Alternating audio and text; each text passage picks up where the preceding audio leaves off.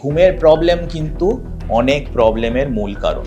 তো ঘুম যদি প্রপারলি না হয়, সকালবেলা আমি উঠছি অ্যাংশিয়াস হয়ে, আমার স্ট্রেস বেড়ে থাকছে। যখন আমার স্ট্রেস বাড়ছে, শরীরে স্ট্রেস হরমোন বাড়ছে, আর এই স্ট্রেস হরমোনগুলো নানান রকম শারীরিক সমস্যা, ডায়াবেটিস, কোলেস্ট্রল হাই হয়ে যাওয়া, হার্টের সমস্যা, ব্লাড প্রেশারের সমস্যা, এগুলো হওয়ার চান্সেস কিন্তু অনেক অনেক বাড়িয়ে দিচ্ছে। আমাদের ঘুমটা কখন আসবে না আসবে এটা ডিটারমাইন করে আরেকটা কেমিক্যাল, তার নাম হচ্ছে মেলাটোনিন। এবার এই মেলাটোনিন তৈরি হয় বা রিলিজ হয় ইন অ্যাবসেন্স অফ লাইট। এবার আমি ঘুমাতে যাওয়ার প্ল্যান ঠিক করলাম যে আমি 11টা বা 11:30টার সময় ঘুমাতে যাব, কিন্তু হাতে একটা ফোন, এবং তখন আমি দেখছি ফোনটা এবং ছাড়তে পারছি না। মেলাটোনিন তৈরি তো হবে না, বিকজ একটা সোর্স রয়েছে লাইটের, এবং আমি দেখছি যে কন্টিনিউয়াসলি আমার ঘুম আসছে না। আমি hook to the phone, also melatonin release delete হচ্ছে। করতে করতে আমার ঘুম লেট হয়ে গেল, সকালবেলা একটা পার্টিকুলার টাইমে উঠে অফিস যেতে হবে, তো ঘুমটাও কম হচ্ছে।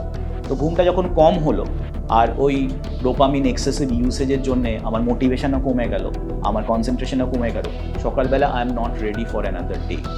তাও আমাকে অফিসে যেতে হচ্ছে, অফিসে গিয়ে আমাকে কাজ করতে হচ্ছে, কাজ করে সেটারও একটা ক্লান্তি থাকছে। তখনও হয়তো আমি মাঝে মধ্যেই ফোনটা বার করে দেখছি, আরও ডোপামিন ডিপ্লিশন হচ্ছে, আরও মোটিভেশন লস হচ্ছে।